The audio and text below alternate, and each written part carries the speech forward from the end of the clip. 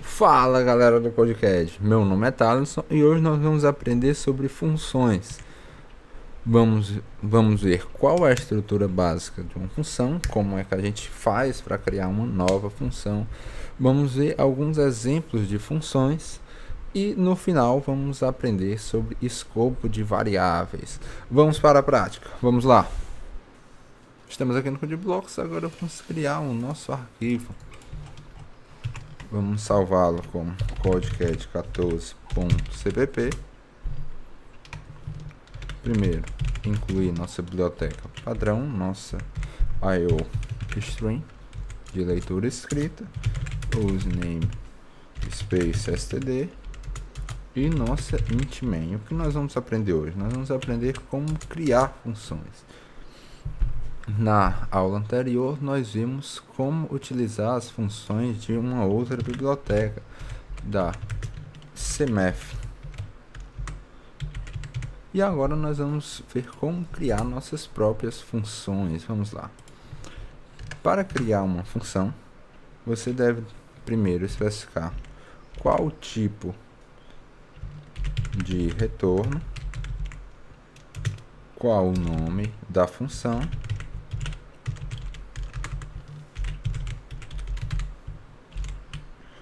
quais os argumentos da função, e você vai colocar entre as chaves o código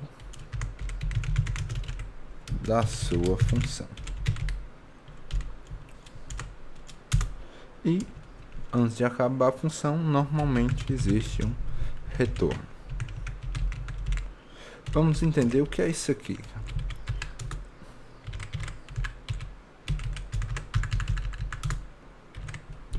A função é um procedimento em que você vai passar argumentos para ela e ela vai realizar algum processamento utilizando os argumentos que você passou.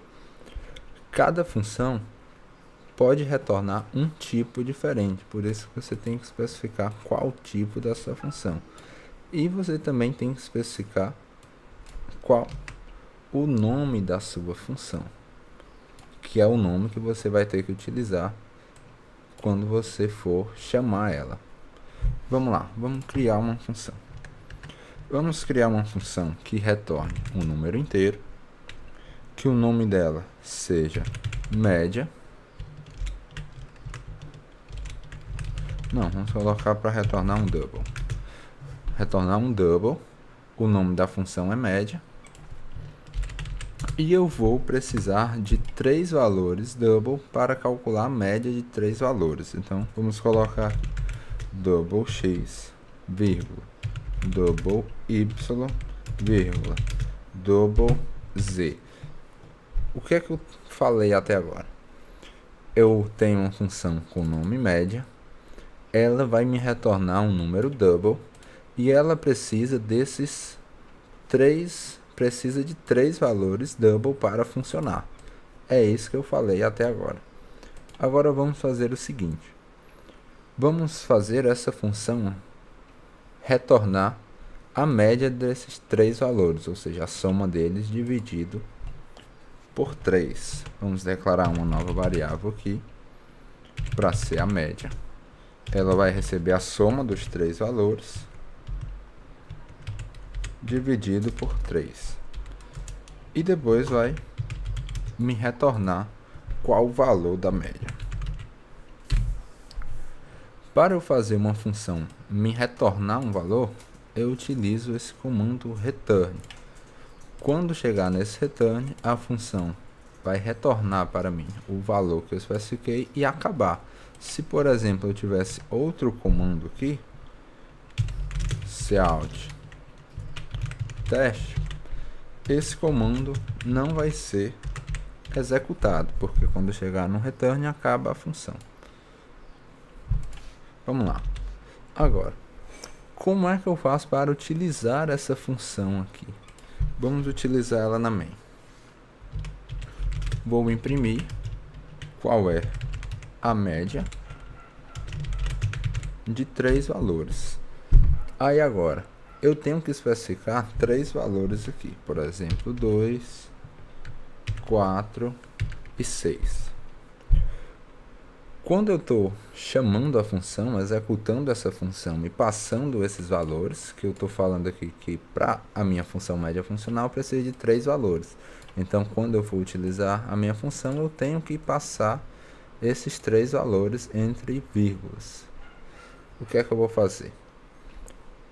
Essa função vai ser chamada a partir daqui e esse x vai ser inicializado com o valor 2, esse y com o valor 4 e esse z com o valor 6.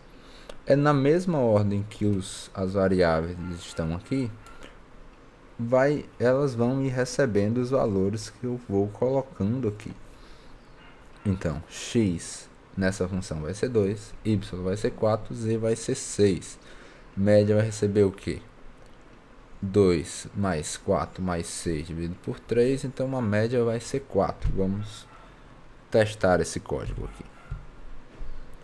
E imprimiu 4 para a gente. Se a gente colocar outro valor, outros valores, por exemplo, 5, 1 e 7, vamos ver quanto é que vai imprimir para a gente. 4.3333, que é o quê? Que é o 13 dividido por 3, né? 4.333. Agora vamos fazer o que eu tinha colocado anteriormente, deixar esse comando cout sem estar comentado. Mesmo se ele não tiver comentado, ele não vai ser executado, porque a função, quando chega no return, acaba. Por isso que nós falamos que normalmente o return é o último comando da função, porque não faz sentido nós termos outros comandos depois de ter um return. Vamos executar isso aqui. Ó, ele não imprimiu esse teste aqui, né? Porque quando chegou no return, acabou minha função. Tudo bem? Perceba que em cada função nós podemos ter novas variáveis. Nessa função ela tem uma variável x, uma variável y, uma variável z e uma variável média. E todas essas variáveis aqui só são visíveis dentro da função que está declarando elas, ou seja, todas essas variáveis só são visíveis e só podem ser utilizadas aqui dentro dessa função. Se por um acaso eu chegasse aqui na main e mandasse imprimir a variável média, por exemplo, cout média,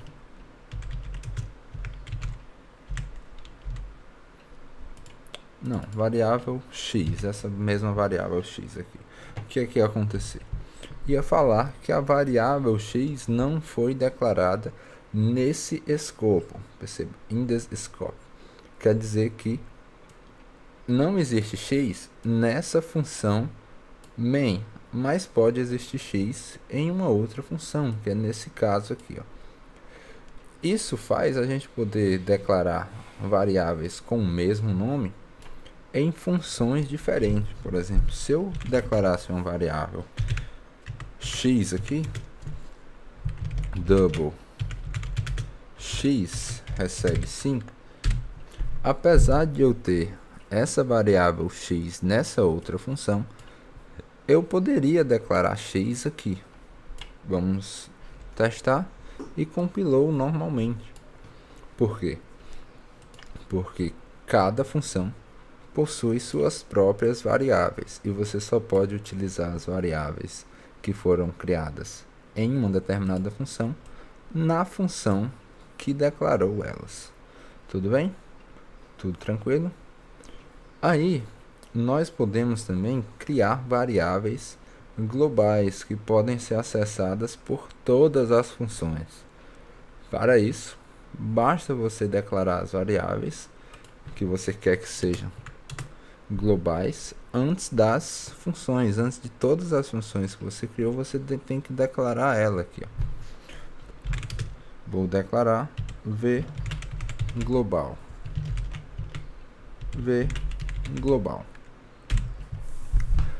Agora, quando eu declaro uma variável fora das minhas funções, antes das minhas funções, essa variável aqui pode ser acessada por todas as minhas funções.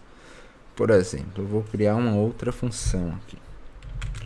Função int retorna valor.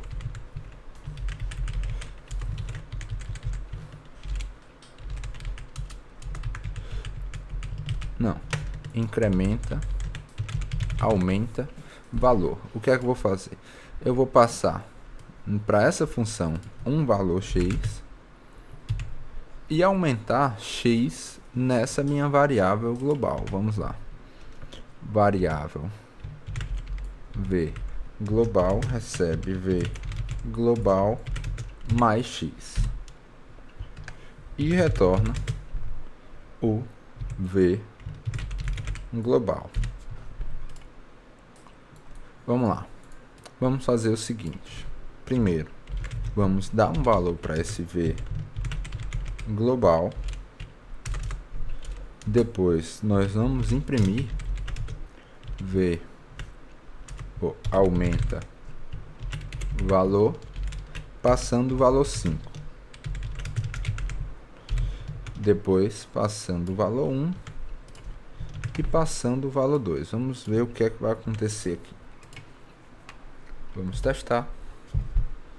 Primeira coisa, executou, vem para main, né? Primeiro comando da main, ele está esperando que eu digite algum valor e o valor vai para o v global. Vamos digitar 1. O que é que vai acontecer? 1 foi para o v global. Perceba que eu estou acessando uma variável que não está dentro da main. Está declarada de forma global, antes das variáveis aqui em cima, ou antes das funções aqui em cima. O que é que eu fiz depois? Chamei o aumenta valor passando 5 para ser o x, né?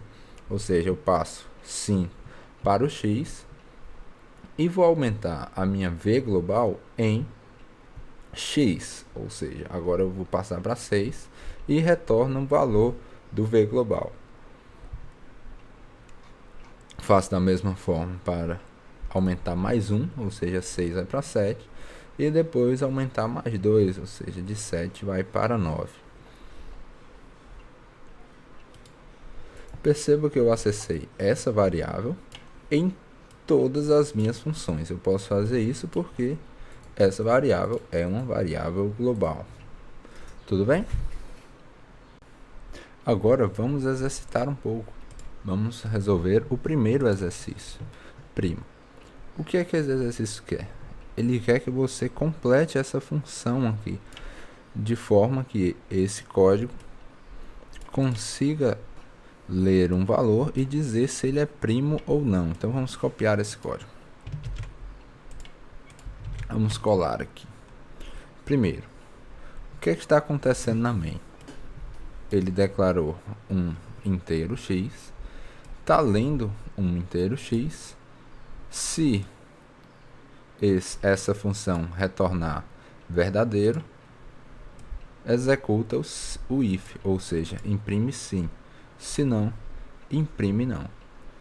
Nós vimos que uma condição é considerada verdadeira quando seu valor é diferente de zero, ou seja, nós devemos fazer essa função é primo retornar algum valor diferente de zero quando x for primo. Vamos lá, agora vamos para a função. A função vai receber como entrada um inteiro x e deve verificar se ele é primo, e a saída dele é do tipo bool, o return. Esse tipo é um tipo especial, um inteiro especial, que ele só admite dois valores, ou é 0 ou é 1.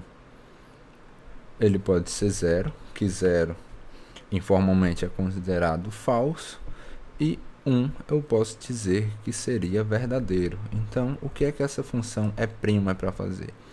Eu tenho que retornar 1 se o x for primo e retornar 0 se x não for primo. Agora vamos criar nossa função. Vamos fazer da maneira mais simples para descobrir se um número é primo ou não. O que é um número primo? É um número que é divisível por 1 e por ele mesmo. Ou seja, é um número que possui exatamente 2 divisores. Vamos lá. Então vamos criar aqui uma variável div para contar quantos divisores x tem. E para contar quantos divisores x tem é bem simples, né? Basta você fazer um laço de interação que varie um valor de 1 até i, fazer um for 1 enquanto i menor igual a x e mais. Você vai variar 1 até o próprio x. Se por um acaso x for divisível por i, eu incremento aqui no meu contador de divisores, né? E no final, se a quantidade de divisores for 2, é porque ele é primo. Se não for, é porque ele não é primo. Ou seja, se for 2, eu retorno 1. Se for diferente de 2, eu retorno 0. Então, vamos lá. Para cada valor menor ou igual a x, eu vou testar se x é divisível por esse valor. Ou seja, a mesma coisa de perguntar se o resto da divisão de x por i é igual a 0. Se isso acontecer, eu vou aumentar aqui na quantidade de divisores. Div recebe div mais 1. E após esse laço, depois de eu testar todos os números menores ou iguais a x, se dividem x ou não, basta eu verificar. Se a quantidade de divisores for igual a 2, eu vou retornar 1, porque 1 indica que é verdadeiro. 1, se eu colocar 1 no if aqui, é a mesma coisa eu estar retornando verdade. E se não for igual a 2, ou seja, else, nós vamos retornar 0. Muito bem, agora vamos testar esse código.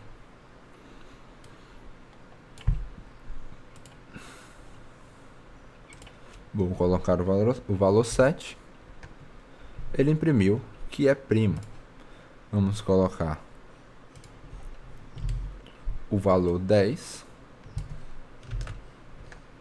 E ele imprimiu que não é primo, porque existem outros divisores de 10 além de 1 e ele mesmo, né? Por exemplo, 5.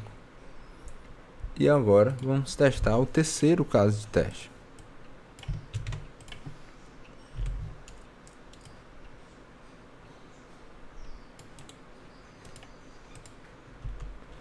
E também imprimiu que é primo. Agora vamos submeter o nosso código. Para submeter, basta vir aqui em enviar a solução e colar seu código aqui. Enviar.